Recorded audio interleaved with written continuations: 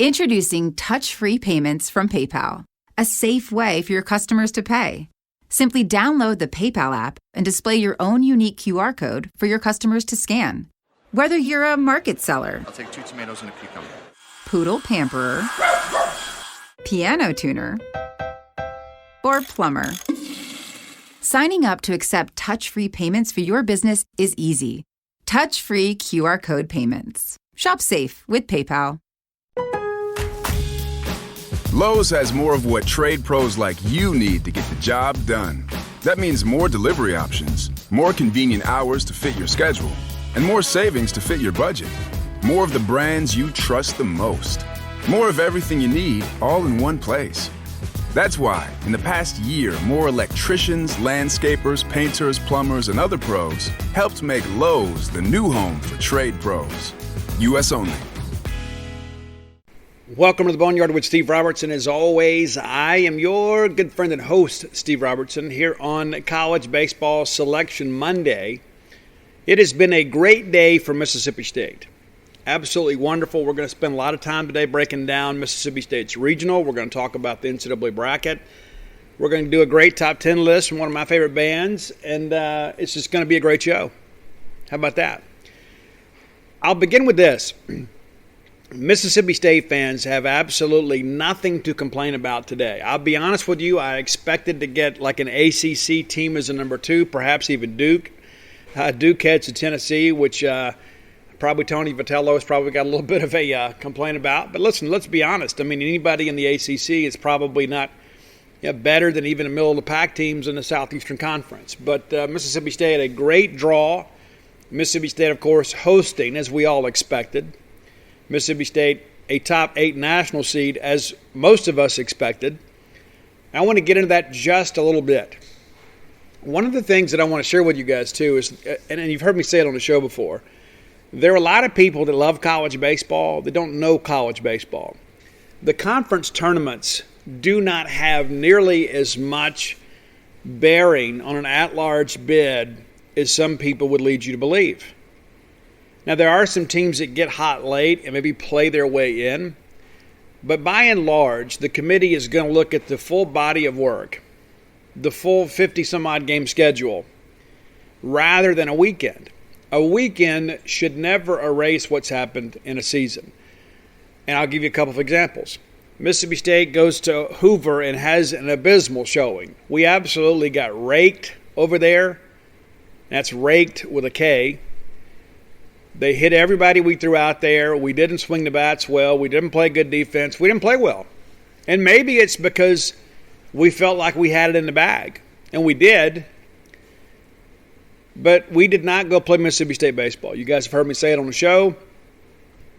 Completely embarrassed by that performance. But that does not erase the fact that Mississippi State won 40 regular season games, 20 SEC games, tied for second in the top RPI baseball conference in America. Fell just 2 games behind the number 1 national seed Arkansas. But some of our fans, and I say this as politely as I can, I mean, with some of our fans, who needs Ole Miss people?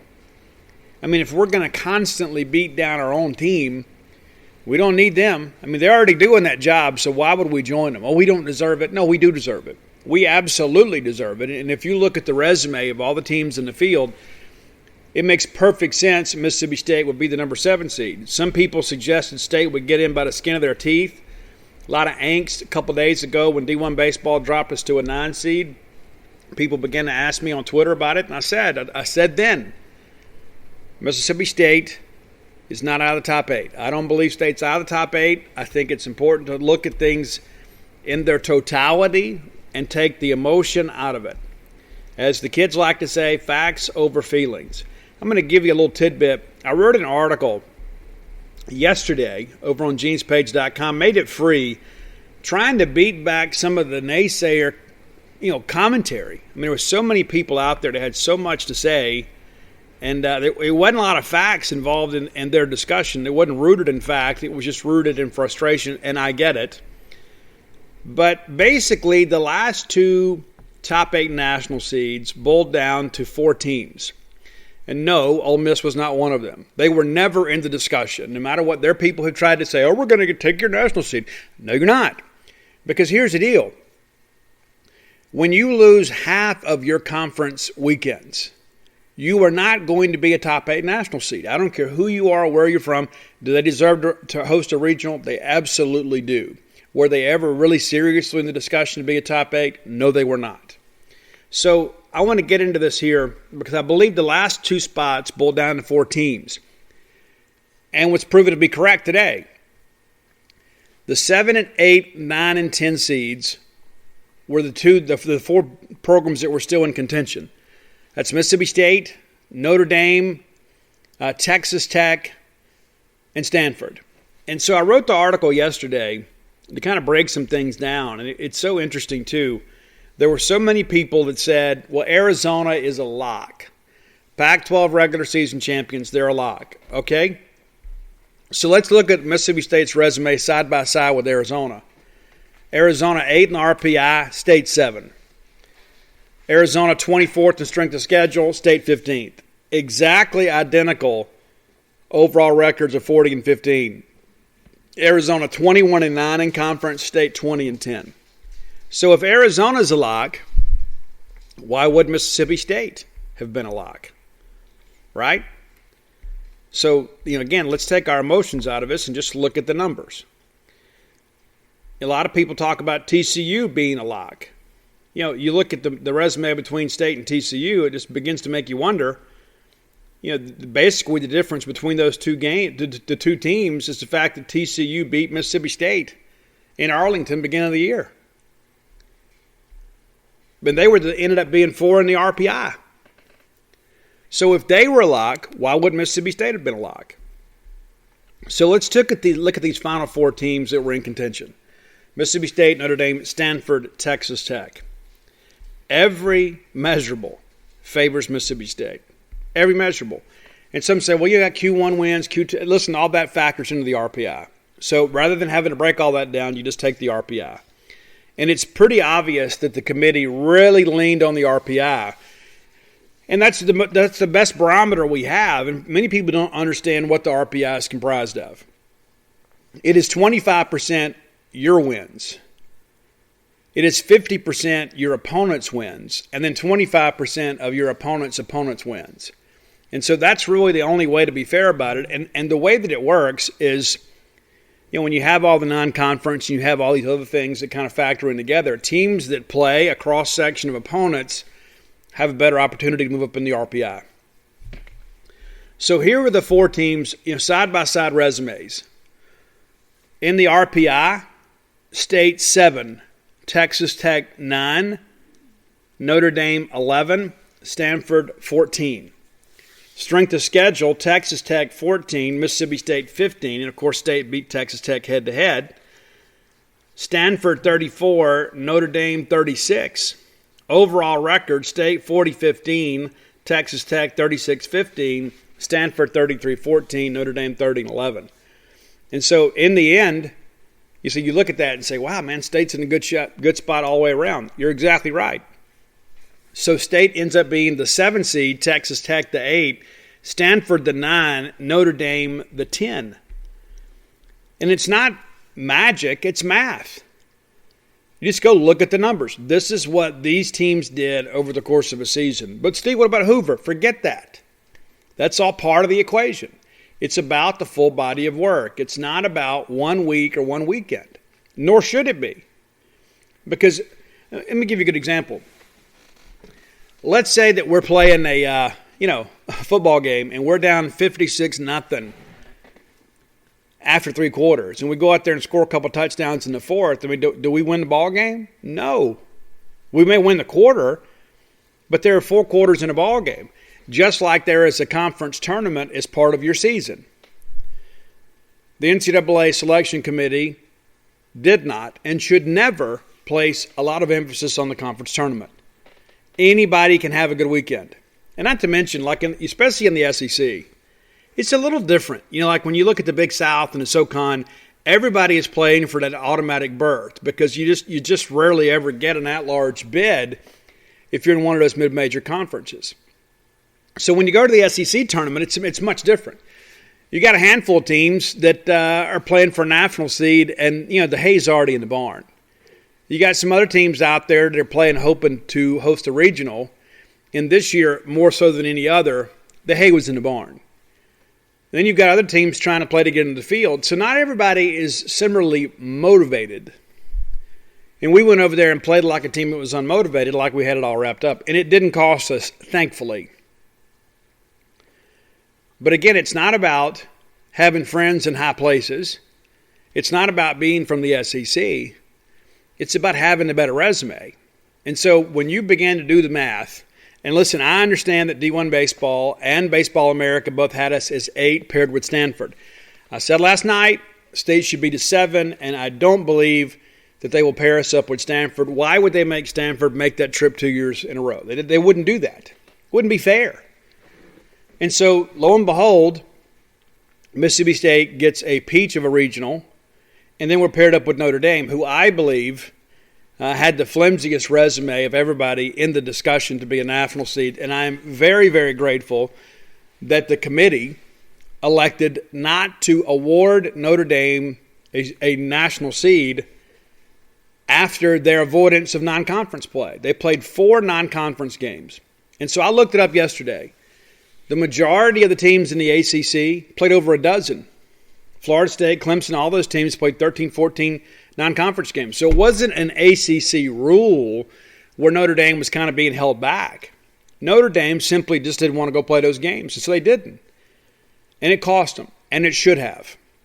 And now they're going to have to come down here if they survive the regional and come play at Mississippi State, assuming that we survive the regional. No guarantees at this point. We've been in this position before. I also read another article last night on Gene's page. Since they began the super regional format in 1999, Mississippi State has only hosted 5 regionals. It kind of blows your mind when you look at it and say, really, it's just 5? Yeah, right. We've only hosted 5 regionals since we went to the 2-tier format. Once we got away from the 6-team regional, it's a completely different deal. Only 5. We're 4-1 in those regionals. The one exception, the 2003, where we threw Paul Mahalam against Middle Tennessee State, and then North Carolina came in here and got us. We worked our way out of the loser's bracket, and Jonathan Papelbon blew a save in a elimination game against North Carolina, so we didn't force the winner-take-all thing. But the other 4 regionals, we've won them, and we should win this one. It's up to us. We had a chance to speak with Tanner Allen, Chris Lamonis, Christian McLeod moments ago. Everybody's fired up and ready to go. And you can tell there is some relief. There is some relief. And it's like, you know what? All that's behind us now. We don't have to worry about what anybody says or opinions, and we don't have to worry about tournaments. We get to go play in the tournament now. We get to go host a regional. And as long as we continue to win, the next road game is Omaha. So hopefully we'll have 2 great weekends of baseball here in Starkville at Duty Noble Field. But I'm just flabbergasted at times about, Mississippi State finishes 2nd in the SEC. 2nd. The grind of a 30-game SEC schedule is much, much different than a week in Hoover. Everybody's trying to win their weekend series. Not everybody's trying to win at Hoover. People can say what they want to, but the bottom line is you want to win your weekend series. And then these Ole Miss people are like, well, they didn't do us any favors. You weren't entitled to any. Why would you have any favors? What have you done to suggest that you should get preferential treatment? You absolutely shouldn't. You didn't even have you had 5 losing weekends in the SEC. And listen, I give Ole Miss a lot of credit. Down the stretch, they played really good baseball. You win a series against Vanderbilt. You go on the road. You beat Georgia. And then you have a nice run in the SEC tournament. They're hot, man. There's no doubt about it. But that doesn't erase the fact you lose a series at A&M. You lose a series to LSU. You lose at Mississippi State. That stuff just didn't go away because you get hot over a week. It just didn't work that way. Again, do they deserve to host a regional? Absolutely they do. Not even in the discussion about a super regional. And it's so funny to me. I don't just say this because I've got some investment in this. I cover college baseball extensively. I don't care so much about the recruiting aspect of it. Even sometimes I go to that stuff and you get to know the kids. But, the kids commit 8th, 9th grade. I mean, so it's like it's going to be 3 or 4 years before you even see them. So I don't invest a lot of time in that. But when the Bulldogs are playing, I'm there. I take a lot of pride in that. And it's amazing to me there are some people who do not cover college baseball. They'll watch it on TV. They'll get on their message boards and they'll talk about it. But they don't know college baseball. They just don't. And then they'll say, well, here's what I'm hearing. Who could you possibly know? I mean, who has your number? Who would take your call? What type of credibility do you have that you can call somebody in the college baseball industry and say, hey, here's what I'm hearing. Let's compare notes a little bit. And so I take a lot of pride in that. I take a lot of pride in the fact that I was right about Mississippi State being the number 7 seed. I take a lot of pride in telling you we weren't going to be paired up with Stanford when everybody in the industry was telling you something different. And so if this is the I told you so, then so be it. There's a lot of people out there that cover their team, and then when there's something to know, they don't know anything. Kind of like an NCAA investigation here a few years ago. It's amazing. Everybody wants to do journalism work until there's journalism to be done. But again, how do you pick up the phone and call anybody and say, hey man, it's so-and-so, it's me. But they want to get on their message boards and say, well, here's what I'm hearing. What you're hearing and what my dog is barking is about the same. It means the same. It's like listening to Charlie Brown's parents. You don't know anything. You're just talking to make noise. And so I laughed today, and once I get done with this, and I've got an article to write about Christian McLeod a little bit later today, I'm going to enjoy going and perusing the message boards to see all these experts. And that's Dr. Evil Quotes, experts. Try to explain the way out of the fact that they're completely ignorant about what's going on with their college baseball team. Completely ignorant. I'm going to get fired up here in a minute. If you're fired up, maybe go enjoy some fine cuisine at Bulldog Burger Company. Going to have the grand opening at the Ridgeland location here on the 2nd. I believe that is correct. Let me double check that notes. I'm glad I checked that because I was wrong. It's tomorrow. It's the 1st. Tuesday, June 1st. Grand opening, 4 p.m. 4 p.m. Be opening for dinner only the first week. Allow them to kind of work the kinks out a little bit. And then they will be open starting Monday, June 7th for lunch and dinner. There you go. How about that? So it's here. I mean, the reality is here. Bulldog Burger Company has come to central Mississippi. It's exciting times, man. So tomorrow, 4 p.m., and they're open only for dinner the first week, and then lunch and dinner kind of moving forward.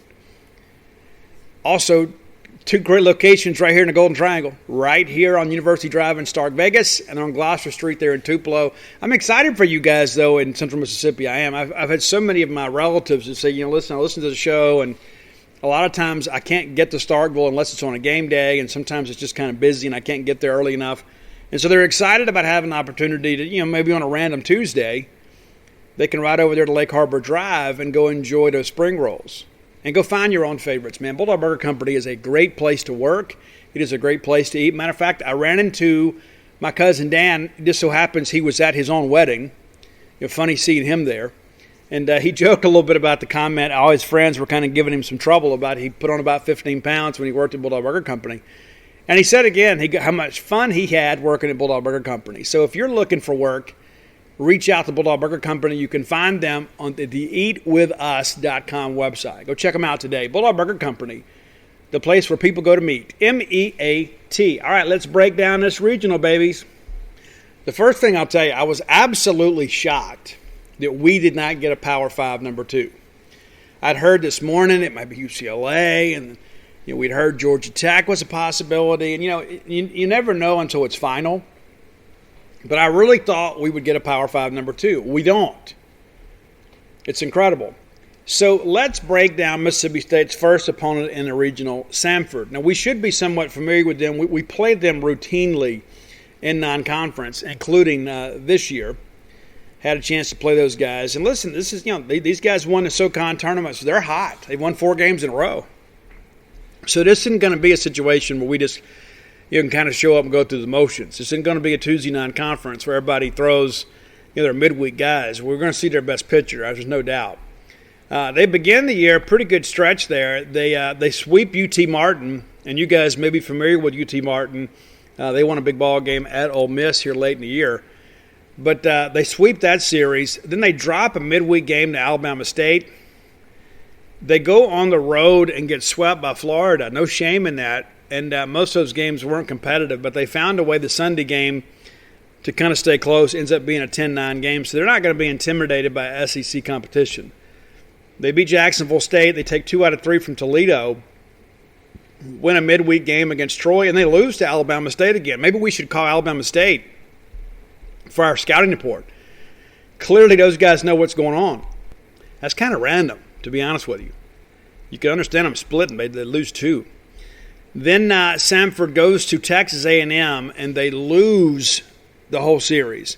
A couple of those ball games really got lopsided, 10-1, 21-4, and again on Sunday they come back and make it competitive. Again, they're not going to be the least bit intimidated by playing an SEC team. They played us the week after the trip to College Station. We win that game 10-2. UNC Greensboro, they go and sweep that series from them.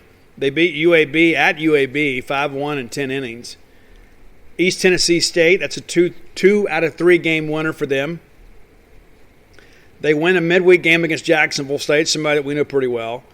They take all 3 from VMI. That's in the SoCon. And then, of course, they beat Troy again in the midweek game. You guys are familiar with the Citadel. We played them. So they sweep those guys 3 games. Even had one of them that's a 14-1 ball game. So Samford's a team that can kind of swing the bats a little bit. They go and lose a laugher at Tuscaloosa 19-3. So that's 4 SEC teams they played. They take 2 out of 3 from Western Carolina. Then they go and lose at Auburn. You kind of see what I'm getting at here about this SEC play. What's it, 5 teams now, 4 from the West? Alabama, Auburn State, A&M, and then they play Florida. These guys clearly scheduled up. And it's one of those things, too, if you're a G5 school like that, you need to do that. I mean, if you want to have any shot at an at-large bid, you need to go play the best competition. But also, too, it just gets you battle-tested for your league. They lose 2 out of 3 at home to Mercer. Then they win at Wofford.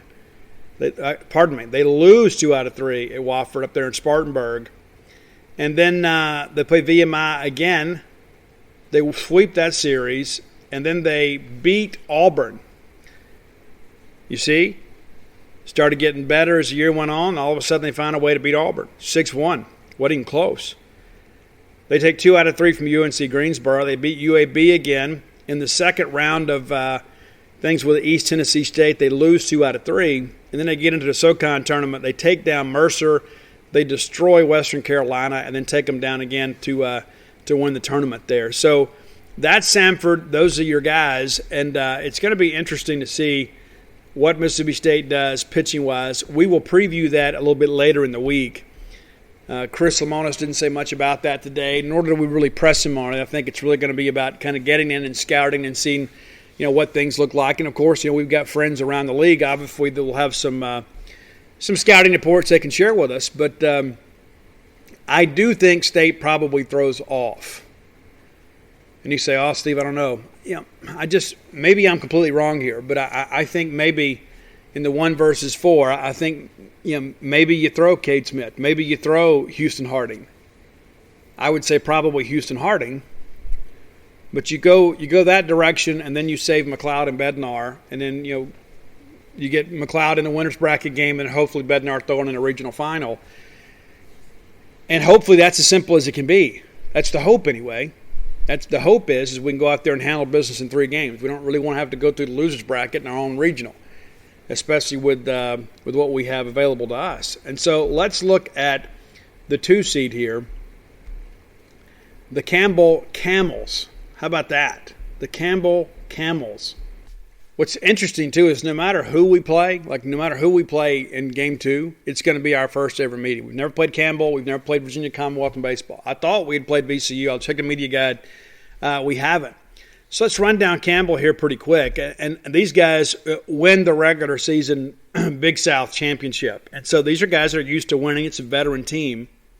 They open up the year with a series against Liberty. Really kind of a feast and famine weekend, but they take 2 out of 3. They take 2 out of 3 from Dayton. Interesting. They play NC State in the midweek and get beat 14-6. They take 2 out of 3 from Gardner-Webb. They beat College of Charleston in the midweek. They get UC Upstate on the weekend. They take 2 of 3 there. They get UNC Asheville, and they lose 2 out of 3 on the road against them. Their one win, 17-4 winner in game 2. They lose to High Point, North Carolina in a midweek game, and then they have the series with Winthrop. They sweep that one, all 4 games. They get Charleston Southern at their place. They take that 2 out of 3. They get beat by Duke 14-7 in the midweek game. They go round robin again, Gardner-Webb on the road there at Bowling Springs, North Carolina. They take 2 out of 3 there. They win a non-conference they win a midweek game against High Point, and then they blue hose of Presbyterian, gets 2 out of 3 against them up there in Clinton, South Carolina. UNC Asheville, they take 2 of 3 from them. They lose a midweek game to North Carolina 9-3. Take a sweep at Radford. They get Winthrop again in a midweek game. They win that game, and then they get UC Upstate again, and they sweep. They're in Spartanburg. None of those games are really competitive. I guess the first one was, but the rest of them were blowouts. 6-5 winners on Friday and then shutouts on Saturday, Sunday. They get High Point again later in the year, and they take all 3. And so when you look at this schedule, there's not a lot that jumps out. They haven't played a lot of Power 5 competition. The speed of the game is much different for them. They lose the first game of the Big South Championship tournament to Presbyterian, and then they come back and win the last 2. UC Upstate, Gardner-Webb, to force a rematch with Pres, and then Presbyterian beats them. Presbyterian got hot late, and they're winners of that tournament, so they get the automatic bid there in the Big South Conference. So Campbell is an at-large out of a normally one-bid league. But these guys are used to winning. And so I'm not going to sit here and defend this and say, you know what, these guys are, should come in here and really give us a hard time. They shouldn't, but they're capable. They're capable of coming in here and playing well. This is a team that's very, very happy to be in the tournament and getting a chance to play at one of the great venues in all of college sports. And so they're going to bring their best effort. There's no doubt about it. And as we get closer to the weekend, we'll preview these teams a little bit closer. I just want to kind of...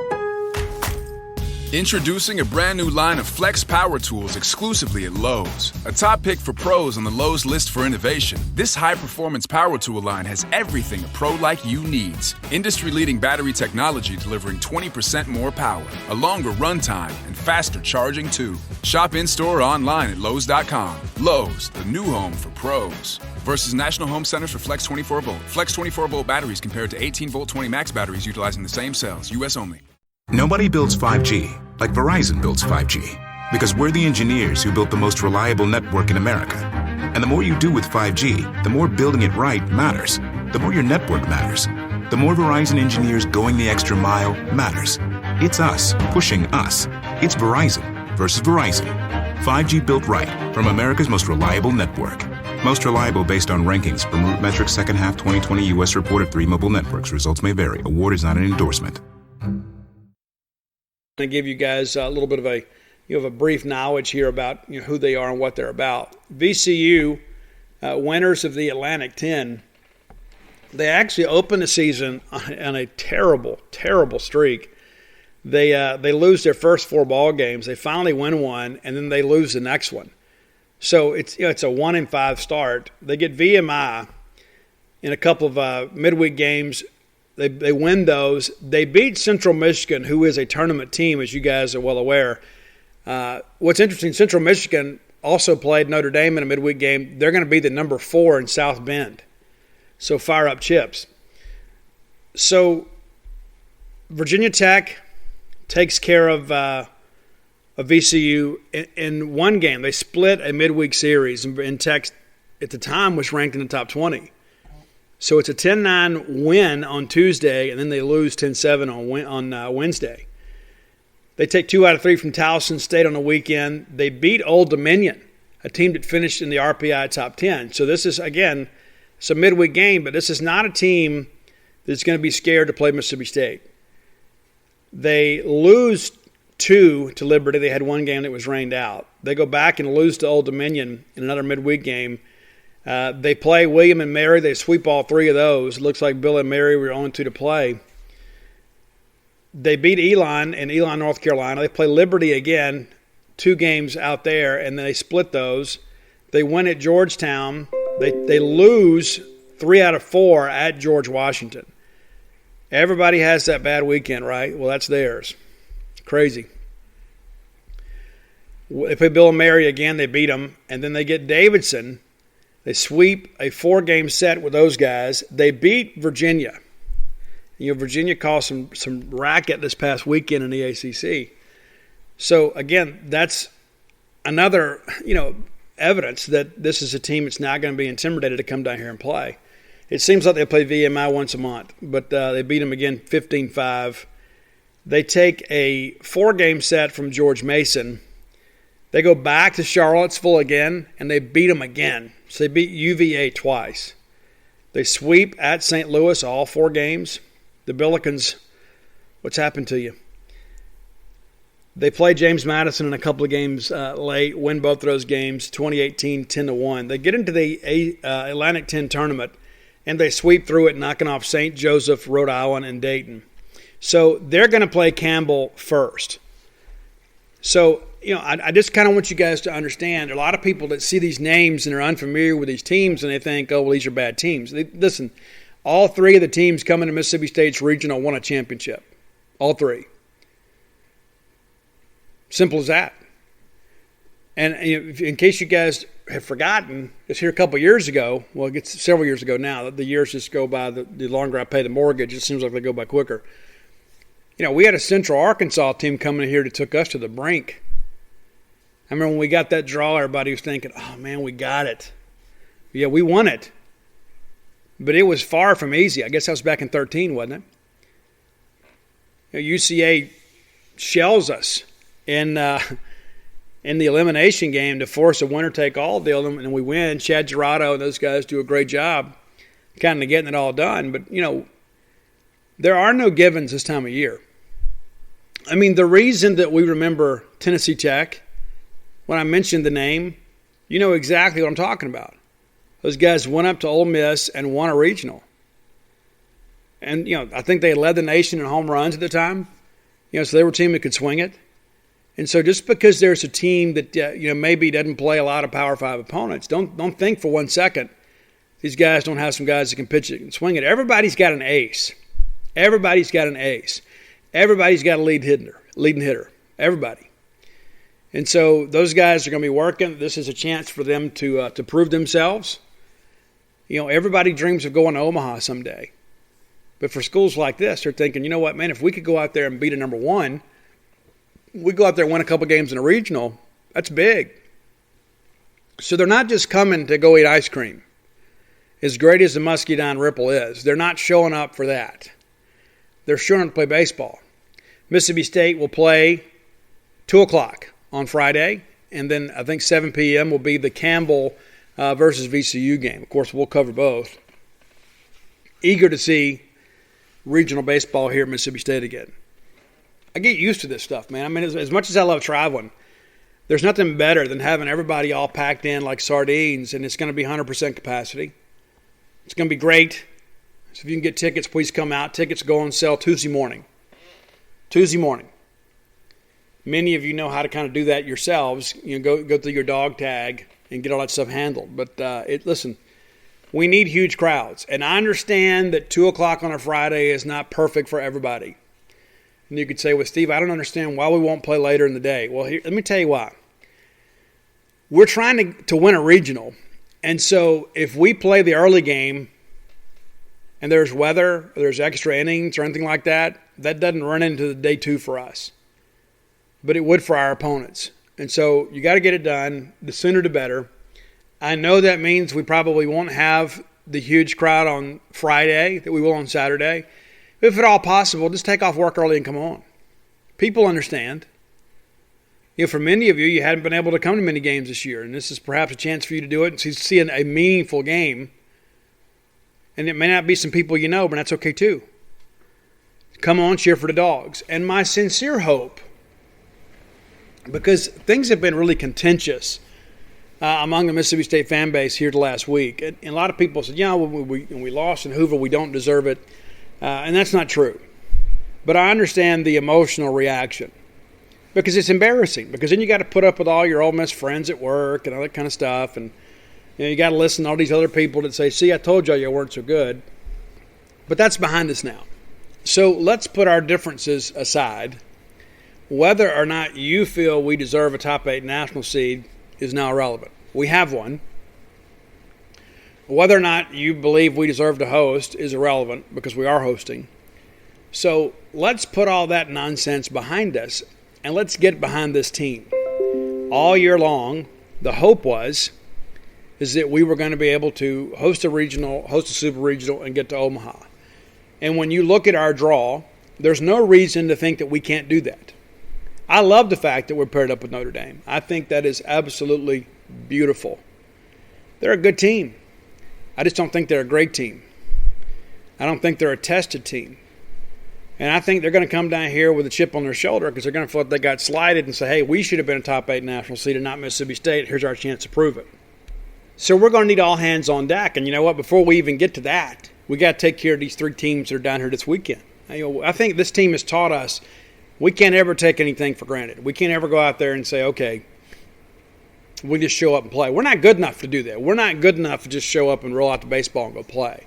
We got to prepare. We got to practice hard. We got to be focused. Got to be engaged. And I think perhaps the fact that we got embarrassed last week will probably help us refocus. Now it's win or go home.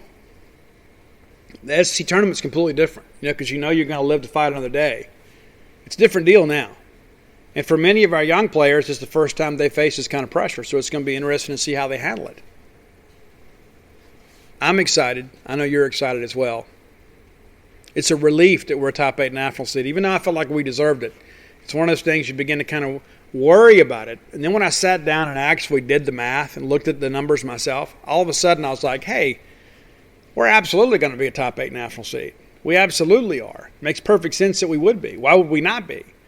Oh, but Hoover, no. Again, you look at the full body of work, and I think the committee did a great job. I think the bracket is near perfect, to be honest with you. I was glad to see some guys get in, and we're going to break that down a little bit later here in the show. Before we do, let's talk top 10 list brought to you by JohnnyPacker.com. And here's the deal, too, guys. There are some Starkville frames in the store, and so here's what Brandon and John are going to do. They're going to go ahead and order some additional stock for those Starkville frames because we're going to push those on you. Go to JohnnyPacker.com today. You need sunglasses. Guys, I wear mine everywhere. I even wear mine at night sometimes because it's just easier on my eyes. And so get some sunglasses. The sun is bright. You're going to be outdoors a lot, whether you be fishing or going to ball games or working in the yard. Treat yourself to some new sunglasses. Go to JohnnyPacker.com. And you'll get the California style with some golden triangle flare. And again, all these frames are named after Mississippi towns. By being a loyal Boneyard listener, we'll save you a little money. Use promo code Boneyard, and you get 10% off. And one of the best things about doing business with these guys is that a portion of your purchase will be donated to the Cystic Fibrosis Foundation. And how cool is that? You get great product. It's going to fit your face. Not going to pinch your nose. It's going to make you look good. We all need more of that. You're going to be supporting Bulldogs at the same time, too. You're going to be supporting a great cause. I mean, it's a win-win-win. That's JohnnyPacker.com, sponsor of the Top 10 list. I couldn't believe we haven't done this one. And I reached out to Roy. And what we're going to do weekly is we're going to have, of the suggestion you guys send, Roy's going to pick one. I'm going to pick one. And then on Friday, I guess we'll kind of have a consensus what we want to do. But Roy's going to get one pick a week because Roy sometimes is like, hey, you need to do more of this, you need to do more of that. And so I'm going to let Roy have a little more influence onto top 10 selections. Now, I sent him my top 10 list today, this morning, as I prepared for the selection show. And this is not a band he is as nearly as familiar with, even though they are one of the biggest bands in the world in rock music these days. And there are many people that say that I could be kind of a doppelganger for the singer Jonathan Davis, but it's the rock band Korn. Many of you think, Steve, there's a band called Korn? Yes, there is. There is a band called Korn, and they are tremendous. So I struggled with the top 10 list, and so I've got several honorable mentions. But I love Korn. I I don't necessarily have dreads because of them, but I do like the fact that we all have dreads, with the exception of Ray the drummer. But sometimes when I go to festivals and shows, I just want to have a shirt that says "Not the Dude from Korn," because the drunker people get, the more I look like one of the dudes from Korn. And so I don't know if people want to take a picture because they know me from Flim Flam or Mississippi State, or they think I'm one of the dudes from Korn. It does benefit me sometimes too when I go to shows, though, because I can just walk backstage and nobody says anything. All right, so here are the honorable mentions from Korn. One of my favorites, and I almost put this on the list, but there's so many great hits I couldn't do it, but it's Love and Meth. Love and Meth off the Paradigm Shift. Going back to the beginning, Chutes and Ladders and Blind. Alone I Break. Right Now, that almost made the list too. Adidas, that is not a kid-friendly song. Twisted Transistor. That's one of those... I love it, but Head wasn't with the band then. Brian Head Welch, of course. And so I struggle with that. Pray For Me is the lead track on the Paradigm Shift. That's the first album after Brian Head Welch rejoined the band. Black is the Soul and You'll Never Find Me. Those are your honorable mentions. That's almost a top 10 list in and of itself. But here are your top 10s. And I think I really feel good about these 10. Number 10 is Make Me Bad, which is a crazy video. But I love the guitar on this. I love all the weird stuff that Monkey and Head do that nobody else does. Like it's just got this eerie sound at times. Number 9, Riding in Vain. And Jonathan kind of goes back to a little bit of the scatting stuff that he does. He does it on this one. And he does that to kind of verbalize what he thinks vocals and lyrics should sound like before he figures out the lyrics. Number 8, man, this goes back a ways. This is a classic here. It's Somebody, Someone. And I love the fact that he uses his falsetto on this. It's great. Number 7, there are times in my life when people ask me, what would be my walkout song if I was a professional wrestler. And this is one of the picks, but it's Here to Stay. Love that track. I love the aggressiveness of the song. I like how in your face it is. Number 6, Off the Path of Totality. It's a much different album for Korn. Had Skrillex and some other people that it was kind of some dubstep type stuff. But some of that stuff is great. Some of it is okay. But there was one absolute banger that when I put on in my car, I just think that my car is going to lift off. And it's Narcissistic Cannibal. That is one of the greatest songs in the Korn catalog. And even though it is much different than the rest of the catalog, I absolutely love that song. Number 5, Coming Undone. They actually did a remix, a mashup with the Franchise Boys with Lean With It, Rock With It. If you can find that online, you can maybe find it on iTunes. It's pretty cool. But Coming Undone is a great tune. And there's a lot of that in Jonathan's music. Jonathan's the guy that's had a lot of trouble. And he kind of processes his pain through music. Number 4, I love the opening riff here. It is, to me, one of Monkey's shining moments in the band Korn.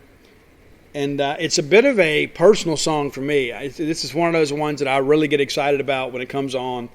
It's Did My Time. It's one of those things like, I've made some mistakes and I've had all these problems in life, but you know what? I put that stuff behind me. I have paid the price for that, and I refuse to live the rest of my life with that hanging over me. Number 3, this video used to be on TV all the time. Absolutely love this track. I love the bass line. I think it's one of Phil D's shining moments. But it's Got the Life. Lyrically, it's a little bit everywhere. It's a little bit disjointed, but the chorus on this thing just absolutely explodes. Number 2, I think these top 2, I think everybody would probably agree these are top 2. Number 2 is Falling Away From Me. The video is phenomenal. The vocal delivery is phenomenal. And the layered guitar sound on this thing is just absolutely out of this world. I think this is one of those songs that took Korn from being, hey, they're a pretty cool band, to being a headliner. This song is just one of those ones I think everybody knew. And I think Jonathan is at his best on this one. But number 1, what else could it be? It's the signature song, right? And I guess if I'm using Roy's logic, it would be Word Up from Cameo, since it's a cover, right, Roy? I'm just joking. Roy was – we had some fun with the Whitney Houston list last week that didn't include I Will Always Love You, not her song. So, love you, Roy. But number one is Freak on a Leash. And sometimes that's how I feel. But I love everything about it. And when I was coaching high school baseball, I had a couple of kids that rode the ball games with me sometimes. And one of those kids, amazingly to me, he was a straight rap guy. The next thing I know, he steps in the batter's box, and he's got Freak on a Leash as his walkout song, and he got a couple of hits. He stuck with it the rest of the year. So Freak on a Leash to me is an iconic song. I think it really kind of, when I look back at that time in music, the song still holds up. But that just kind of stood apart. It was one of those great songs within, a time in music where there was a bit of a transition, and there was all this, they called it new metal, and a lot of people have distanced themselves from that. And really, I think if you look at Korn, Korn's the only one that's really kind of transcended that. A lot of those bands like Limp Bizkit have kind of gone by the wayside. But, Korn, to me, for this generation, is one of, if not the best band, for young people. And there's maybe a lot of it's too because of the addiction aspect of it too. But I just think Korn is just, they're in a class by themselves. And so I don't think that there is a genre that really defines them. I went and saw Korn here a couple of years ago, and I guess Life Was Peachy they were celebrating an anniversary for that. And he goes, I didn't think people listen to hard music anymore. Well, we do. All right, let's get to the next segment of the show, brought to you by the fine folks at Campus Book Mart. Campus Book Mart, longtime sponsors of this show, man. And listen, they will treat you like family because you are family. You're looking for the latest, greatest information and merchandising from Mississippi State. You're going to find it right there at campusbookmart.net. They keep you up to date. They already have your NCAA regional shirts ready to roll. Go ahead and order today. Go ahead and get it done, or go by and pick them up. The regionals, all that stuff was prepared. Miss Kathy Brown does a good job getting all that stuff ready to go. Go by and check them out, or get it ordered today. They'll turn that order around for you very, very quickly. And you're probably going to want more than one of them. So let me give you a promo code to save you a little cash. That promo code is BSR, which stands for Beautiful Steve Robertson. And that'll get you free shipping on all orders over $50. Any order less than $50, absolutely incomplete. And everybody in the family needs a regional shirt. No excuses. Get it done. CampusBookMart.net. Let's look at the NCAA tournament field now. Okay, so let's jump right into this thing. It's, of course, the 16 regional hosts announced Sunday evening, 7 of the 16 from the SEC. That's about right.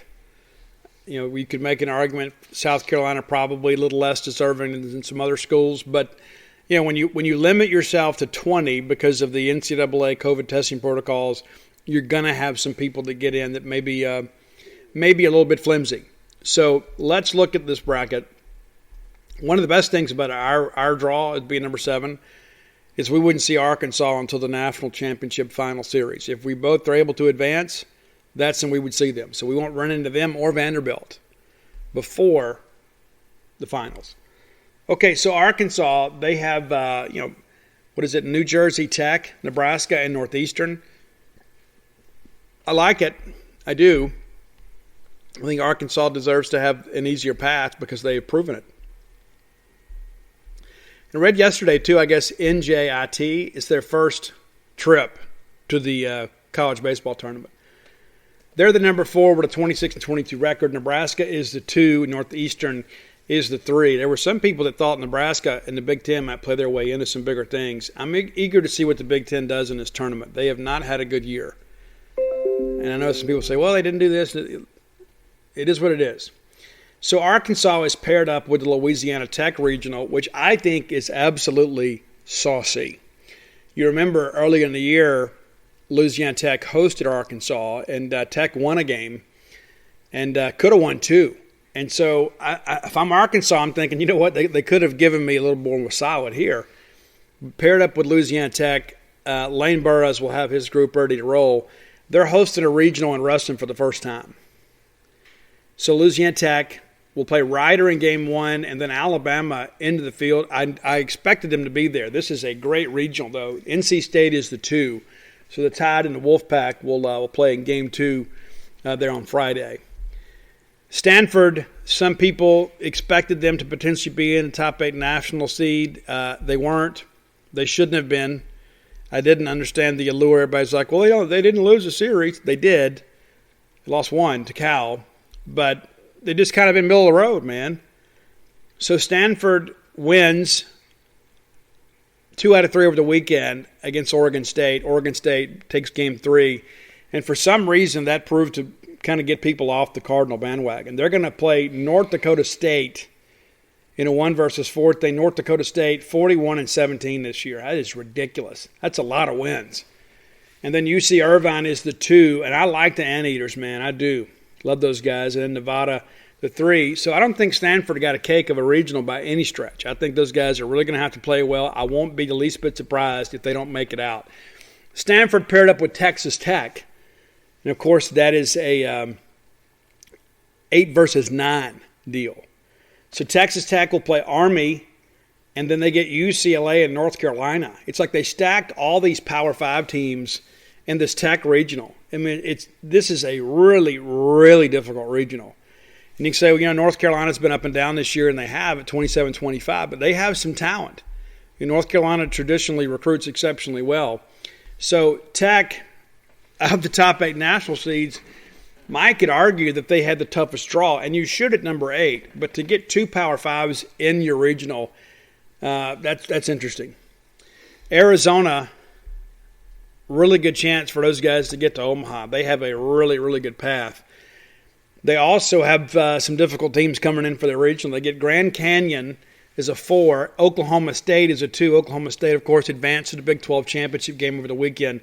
Just 500 in their league, but that should be something Arizona should handle. And then UC Santa Barbara, kind of one of those college baseball hipster favorite teams.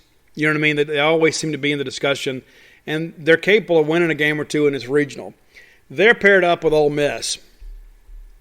And you could hear the gnashing of teeth. I guess Ole Miss expected to be paired up with Wesley College or something. But number 1, Ole Miss, will get number 2, Southern Miss. And let me point out, too, that Southern Miss finished behind Louisiana Tech. And in the regular season, they finished behind Charlotte. And so you could make an argument Southern Miss is basically the 3rd best team in Coosa. And they're headed to Ole Miss. And then Florida State's headed down there. Florida State is 30-22 this year. And again, the ACC, kind of an adventure. I don't, to be honest with you, I don't see the problem with this bracket like some other people do. Because I think people are like, well, Southern Miss will have it out for Ole Miss. Well, Southern Miss was going to have it out for anybody. I mean, they're a program under Scott Berry that's going to play you tough. And they're going to go out there and expect to win. They always have a chip on their shoulder. Very blue-collar, hard-nosed program. So they were going to be a challenge for anybody.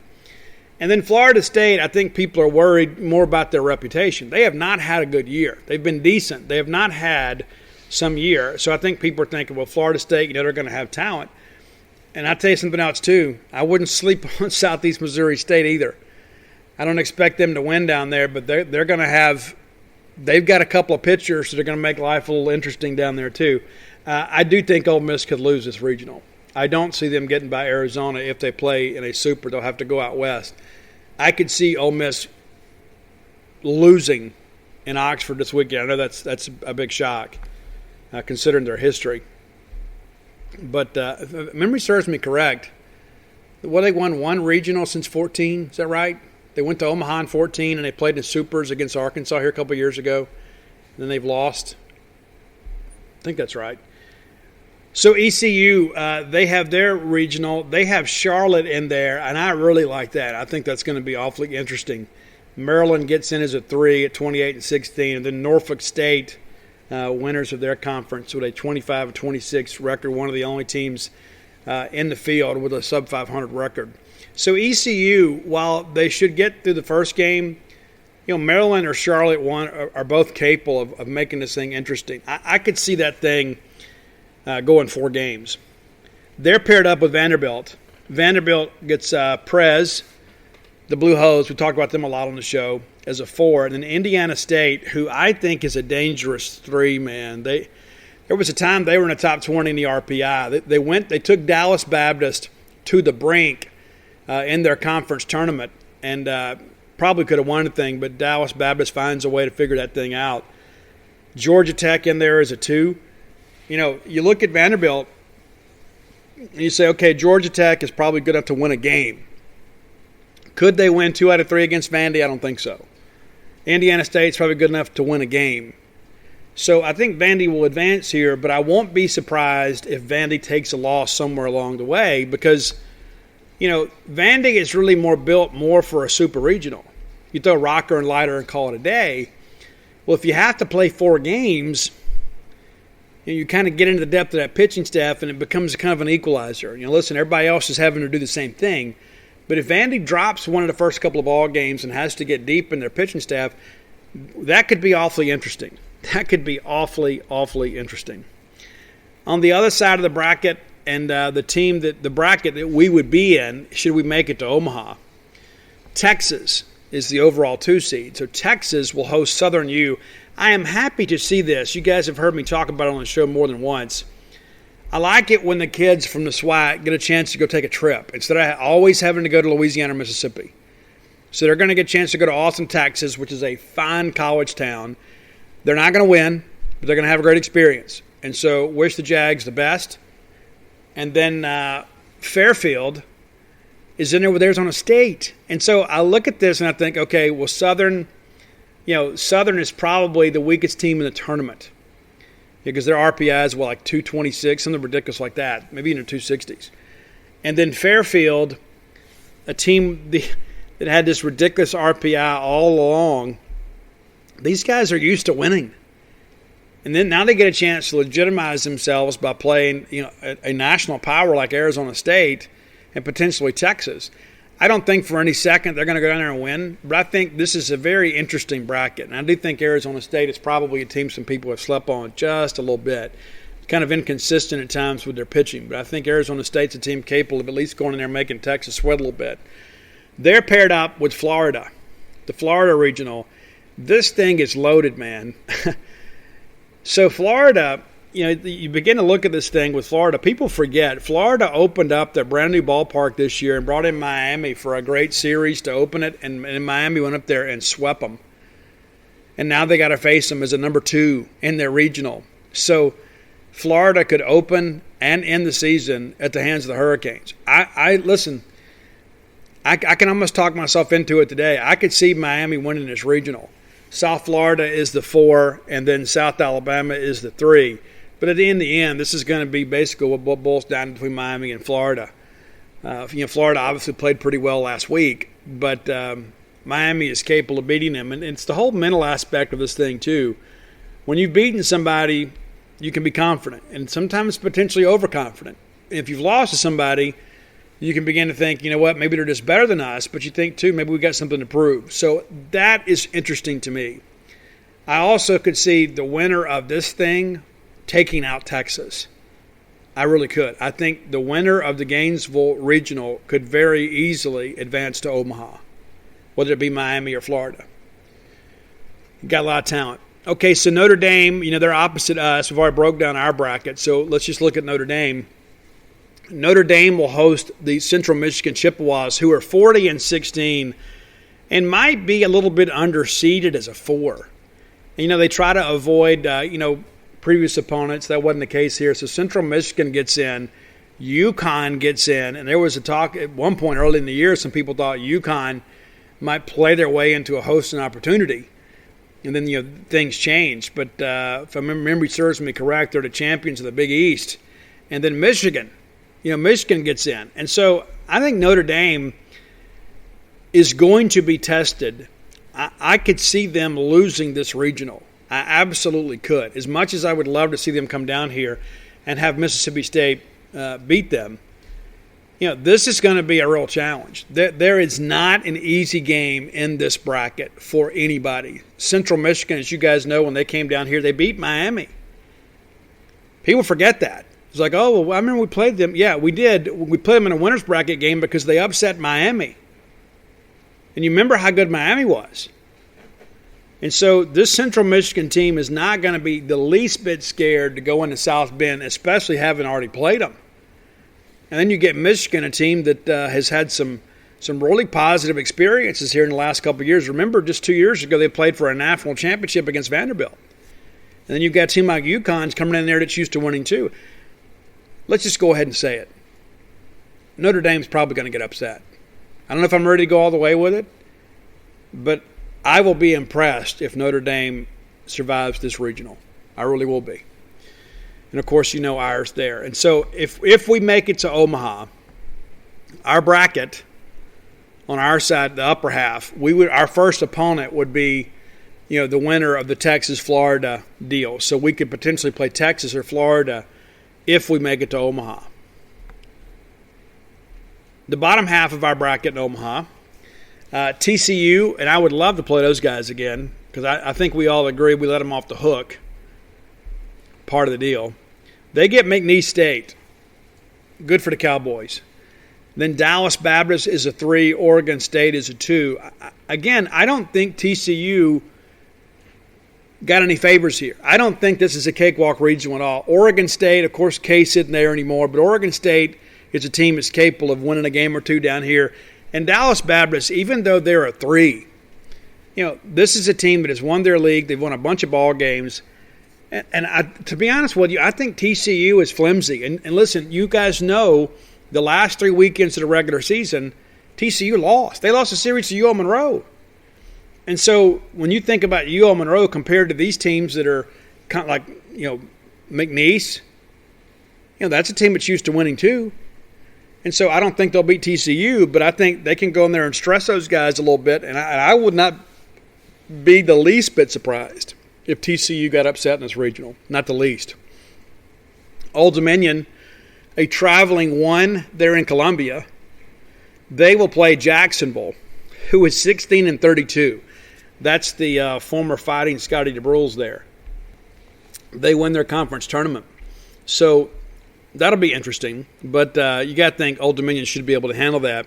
And then you got UVA and South Carolina as a 2 and 3. Outside of Jacksonville, this is one of those, man, if you're a fan of college baseball, you watch this thing and think, you know what, we're going to see some really good baseball games. I don't think Old Dominion makes it out of there, just so you know. I just don't. I think South Carolina, even though they're 33-21, I think they found some things down the stretch. Yes, they went 1-out in Hoover, but I think they have found some things pitching-wise down the stretch. And when you haven't seen a lot of SEC pitching, it makes it awfully difficult. And, of course, UVA made some noise there in the ACC tournament. Bottom half of this bracket, Oregon will open up against Central Connecticut State. That should be a laugher. And then LSU gets in, and they will play Gonzaga. That's a really, really interesting matchup. Of course, Gonzaga was in line to host, and then they faded down the stretch and lost that series to San Diego. It cost them a hosting opportunity, and it kind of opened the door for some others. So LSU gets in. Is it a sentimental pick? Maybe. And maybe by Paul Maneri announcing his retirement prior to the selection show, maybe that got some love in the room for him. But we all knew that he was retiring, or we believed he was retiring this year. And so now it's official. He'll get one more run. I don't think LSU is going to advance. I don't think that they can win this regional. But, hey, you know what? I'm okay with it if they could find a way to do it. The bottom half, the final bracket on this side of things, in that final quadrant, Tennessee, they get Duke. And that is, again, I think Duke is a really strong number 2. And for them to go to Tennessee, it's one of those things I look at and I said, you know what, I don't know. But I think Duke is capable of beating Tennessee a game. Wright stayed in the tournament, and Liberty there at the 3. I think this boils down to Tennessee and Duke. But I like the bracket. I mean, there are a few things here and there, and you say, well, this team's probably a little bit underseeded. This one's overseeded. I think they used just enough geography that it made sense, but not so dependent on it where you stacked one bracket over another. I think it's pretty well balanced. And again, I like Mississippi State's draw. For those of you that maybe haven't kept up, here are your top 16 national seeds. Arkansas 1, Texas 2, Tennessee 3, Vanderbilt 4, Arizona 5, TCU 6, Mississippi State 7, Texas Tech 8. All of those teams will have the ability to host a regional and a super regional provided they advance. Number 9, Stanford, 10, Notre Dame, 11, Old Dominion, 12, Ole Miss, 13, East Carolina, 14, Oregon, 15, Florida, 16, Louisiana Tech. And one of the things, too, I love the false bravado by some of the Ole Miss media that were saying, oh, man, I would love to get paired up with Mississippi State. That's among the dumbest things I've ever heard. We would absolutely have loved that. We're all speaking hypothetically now. Guys, we have won 16 of the last 19, including the series this year. We would love the mental aspect of that thing. Are you kidding me? Not to mention, could you imagine the stands? Oh, my goodness. Now, that would be one of the greatest attended sporting events the state's ever seen. And we would win. And then we would go to Omaha. So be grateful, Rebels, that you're not coming to Starkville to see your daddy. Because we would have had to take our belt off and whoop your fannies again. All right, let's talk a little bit about Portico. You guys know, Portico is one of these deals, man. We've talked about it for so long on the show. I feel like people probably have a pretty good working knowledge of what to expect. But, listen, Brooks Bryan's the guy that played baseball at Mississippi State, robbed a home run against Washington to send us to Omaha. I mean, he's a great guy. He's committed to Mississippi State. He's committed to this community. And so Brooks is one of the developers of this new residential development that everybody's talking about, Portico. Easy to find, right off of 82, right when you turn on 12 to go towards campus. It's going to be right there to your right. You turn on Garrett Road, the very first right, and that's going to take you to Portico. Houses of all sizes, 2-bedroom, 2-bath, 4-bedroom, 4-bath. So if it's your primary residence, they got you covered. If it's an investment property, they got you handled. If it's just your weekend getaway and a chance to come up here and stay and be kind of invested in this community, they can do that for you too. Going to be 51 houses total in this complex. Phase 1 is done. I think there's 2 houses left. So if you're looking to move soon, you need to at least give these guys an opportunity to give you some information. There are a lot of people that will say, hey, you need to be out here on South Montgomery. And all due respect to the people that live on South Montgomery, having to drive that traffic every day would drive me insane. I mean, it's like there's not much traffic in Starkville except when the kids come back. But South Montgomery is always busy, always. And then there's all these crazy turns. And so if I could live right out there like a mile from campus, which is exactly where you'd be at Portico, there's not hardly any traffic out there on Old West Point Road. To me, that's the way to go. So if you don't know a lot about Starkville, everybody's going to tell you, hey, go look at South Montgomery. Listen, I looked at this. Wasn't for me. A lot of nice houses. A lot of my friends live down there. But I would much rather, because I'm a person that values my time, I would much rather be able to live right out there with easy access to 82 and 25 and 12 and not have to fight through all that stuff. Get more information yourself by calling Brooks Bryan, your friend, my friend, Mississippi State's friend, Brooks Bryan. He'll probably got some good stories about Richard Lee and Chris Louderhouse, too. I'm sure he'll tell you. Give Brooks a call today at 601-416-8075. Again, that's 601-416-8075. I want to spend a little time here and kind of talk about a few things. And I'm not going to get all preachy and things like that. I get accused of that sometimes, and maybe it's true. But it is Memorial Day. And I have had several friends that have served in armed forces, and thankfully, they all returned home in good health, mentally and physically, and emotionally. That PTSD is a very serious thing. When I was a kid, every year on Memorial Day and then on the anniversary of Pearl Harbor, December 7th, my Uncle Ellis would get a phone call, and he would be on the radio every year and talked about Memorial Day, talked about the attack at Pearl Harbor. If I'm not mistaken, I can't remember which ship he was on, but I don't know if it was Arizona maybe. But anyway, so Uncle Ellis, and he was much older than me, obviously. He's my stepdad's uncle. So there's no blood relation, but, in our family, you know how it is. It's, yours, mine, and ours. But he would always speak about the attack at Pearl Harbor. And they were having to abandon ship because, the kamikaze planes were coming in and the ship was going down. And he and his best friend both jumped at the same time. Well, my Uncle Ellis lived and his best friend didn't. And so, as a result, I've always grown up with a really, a somber understanding of what Memorial Day means. Is there's so many people out there that are doing a job that I don't want to do. And they do it willingly. They choose this life to go represent all of us. And I have so much respect for our military families, not just, the men and women that are out there in harm's way, but the families back home, because they're sacrificing too. And so there's an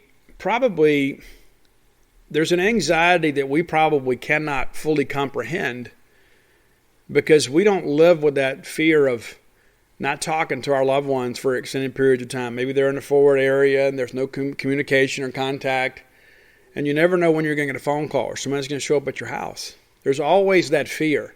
And I'm sure at some point you kind of come to grips with it and you say, hey, everything's okay, they're going to do this.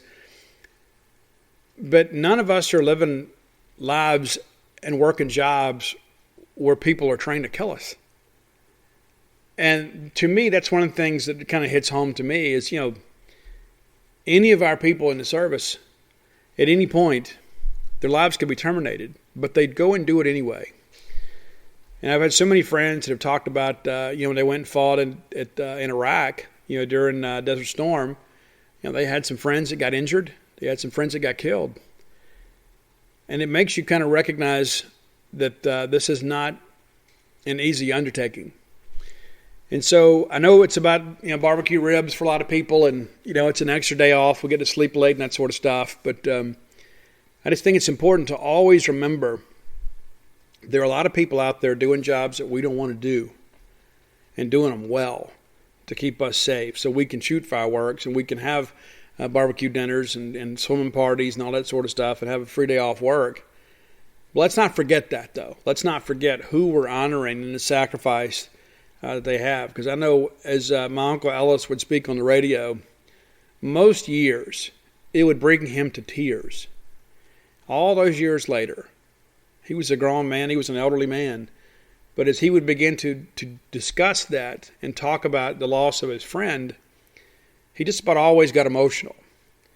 Because those are bonds. There's a bond of brotherhood there and sisterhood that I think most of us never really appreciate.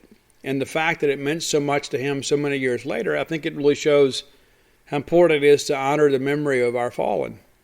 And there are so many out there. I've inherited some new friends here as of late that that lost a friend in service during a training exercise. And so it's not as simple as, okay, well, we don't have to worry so much about our soldier because they're stateside, or they're over in Egypt or whatever, and they're guarding an oil well or something. Nothing is ever promised. Nothing, you can take anything for granted. And so, again, I have so much respect for you military folks and your families. Always have, always will. And I get so many people from time to time, you military guys, man, I get chills thinking about this stuff. I get a message from somebody in the military, and they'll say, you know what, Steve, thanks so much for doing the show. And they love the longer shows. Said, hey, it's nice to have a little piece of home. And that gets to me, it really does. Because it's like, when you think about the fact that these people are over there, and that they can't come to Duty Noble Field and watch us play baseball. And chances are they can't catch it on TV. Maybe when they're somewhere when they have an opportunity to watch the replay, they can. But it's like there's so much that we take for granted that they provide for us. And so I will always be a person that has a tremendous amount of respect for our military and for those that love them. And every time I see those videos, there was one here recently that I guess was out of Meridian, maybe in Philadelphia, I can't remember which, but we had a guy come home and surprise his kid in school. And I'll be honest with you, most of the times when I see that stuff, it brings me to tears because I'm so grateful. My kids can see me whenever they want, and I can see them pretty much whenever I want. But when I see those videos and you see how much those kids miss their parents, and maybe they don't understand, why they're gone. But their parents are superheroes. And when we sit around and we talk about these kind of things, it's easy to forget that sometimes. It's kind of an out of sight, out of mind thing. Oh, the government will take care of it. And it's not just a nameless, faceless party out there, in a uniform. These are our neighbors. These are people we went to school with. These are people that we grew up with.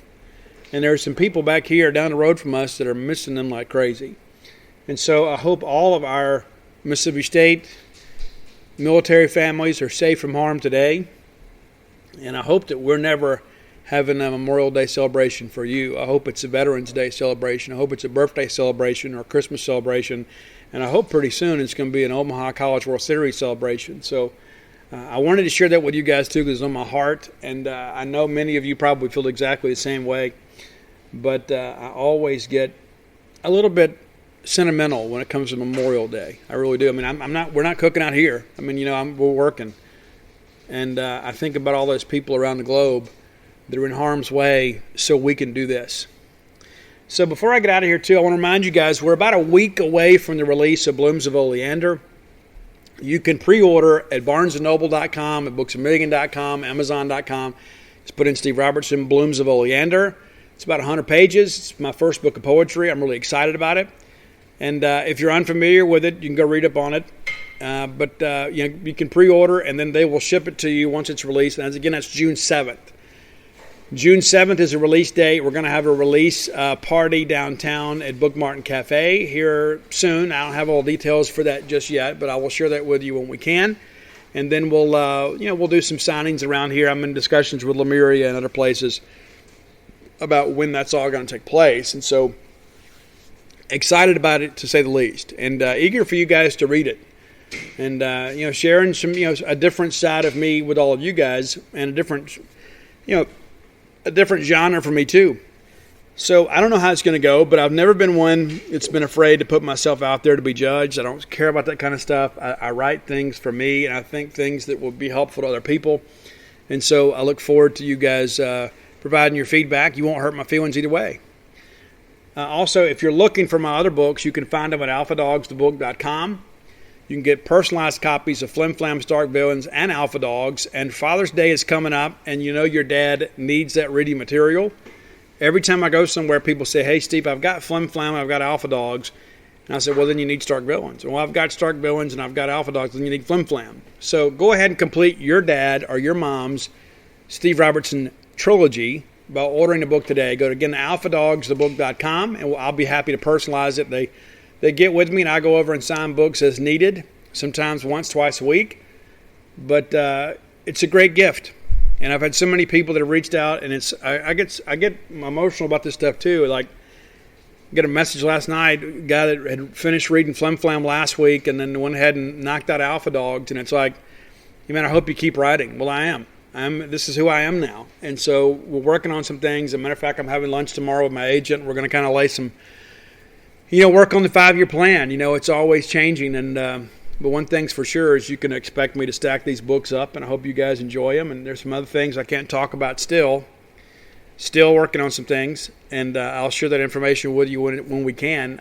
I'm eager too. I'm eager to get that stuff out there, and you guys have a chance to have it.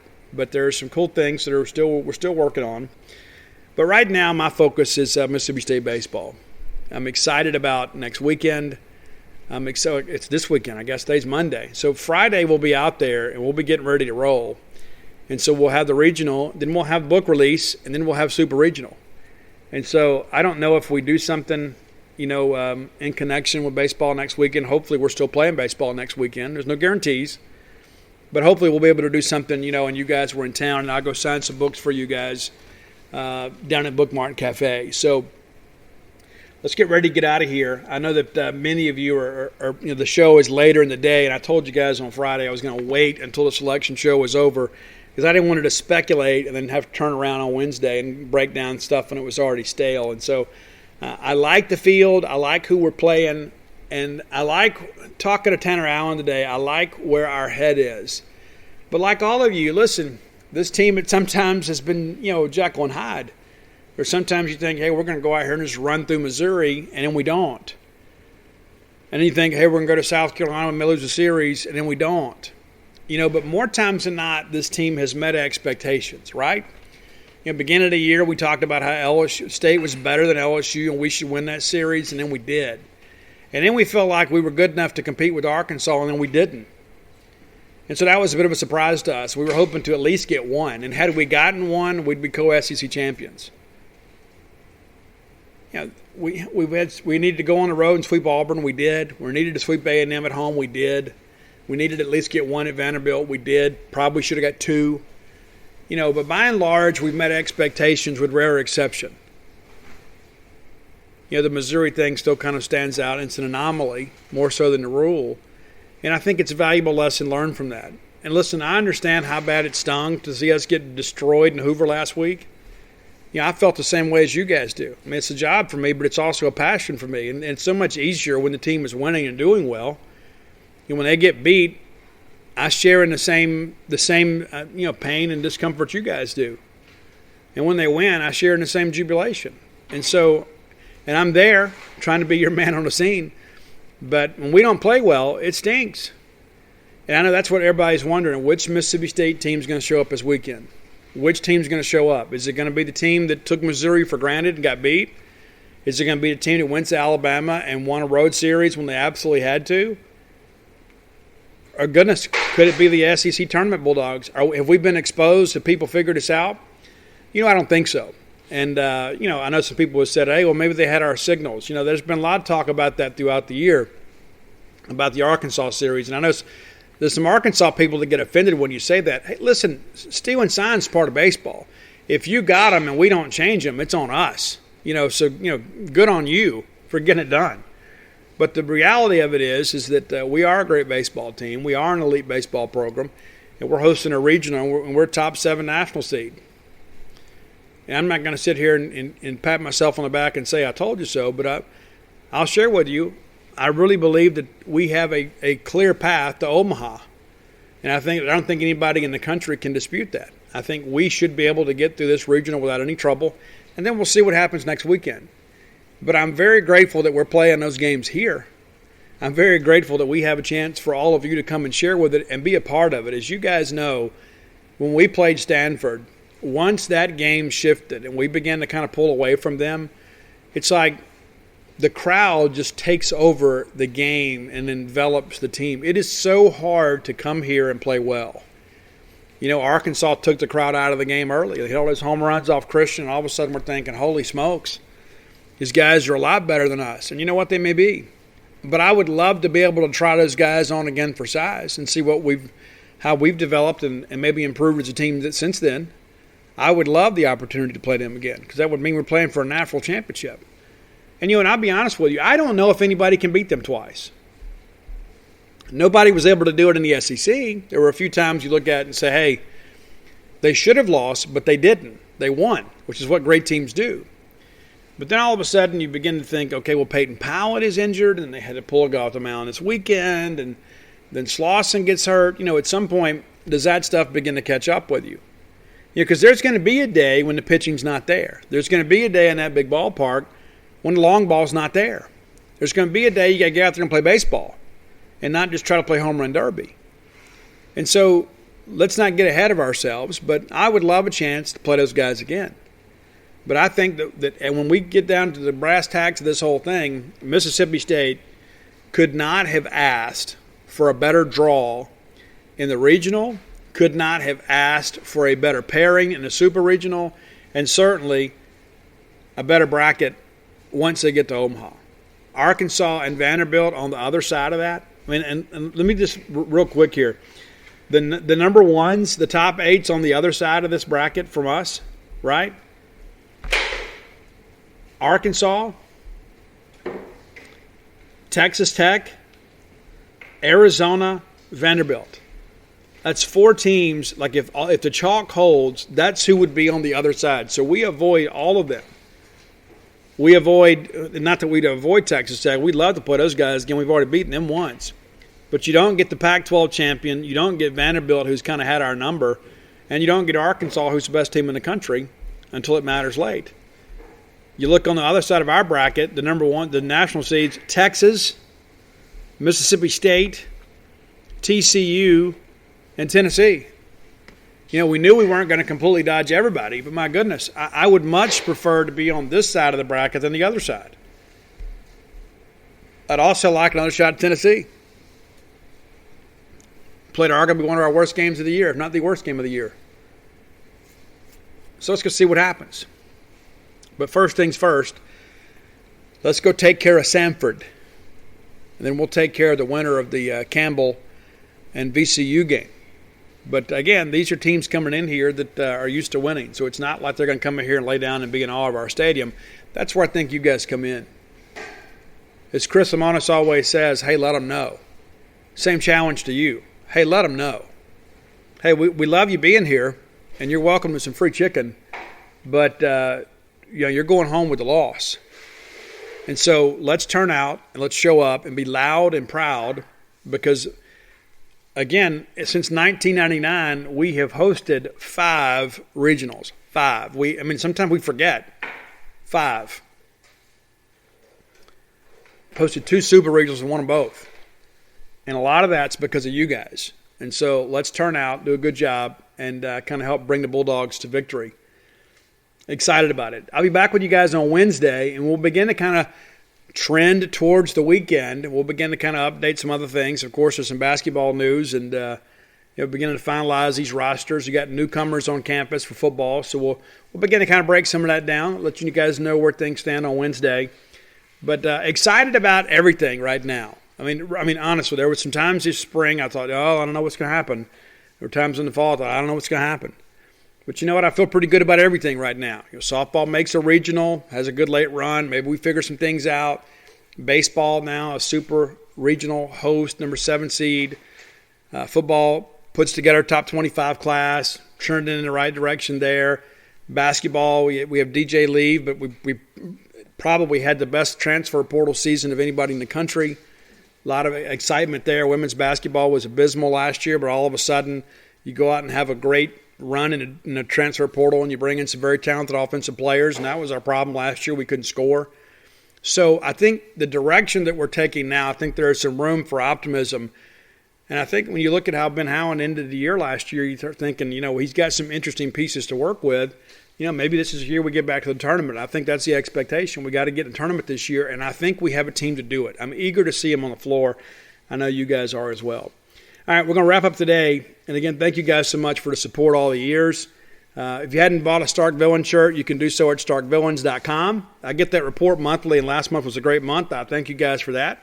Again, at starkvillains.com. Love to see those shirts out there in Left Field Lounge. It means a lot to me. Until next time, let's all live our lives in a way we make more friends than enemies, and people can see a difference in the way we live. Introducing touch-free payments from PayPal, a safe way for your customers to pay. Simply download the PayPal app and display your own unique QR code for your customers to scan. Whether you're a market seller, I'll take 2 tomatoes and a cucumber. poodle pamperer, piano tuner, or plumber, signing up to accept touch-free payments for your business is easy. Touch-free QR code payments. Shop safe with PayPal. Life needs more Cedar Point, and that's what you get with the Gold Pass. Just $135 gets you season-long access to the most thrilling coasters, plus Cedar Point Shores Water Park, all with free parking, new perks, and special events. Start the season with Frontier Festival. Be a part of our 150th anniversary summer celebration. Then join us for Cedar Point's nights and hollow weekends this fall. All this fun pays for itself in less than 2 visits. Hurry! Offer ends June 20th. Get yours now at cedarpoint.com.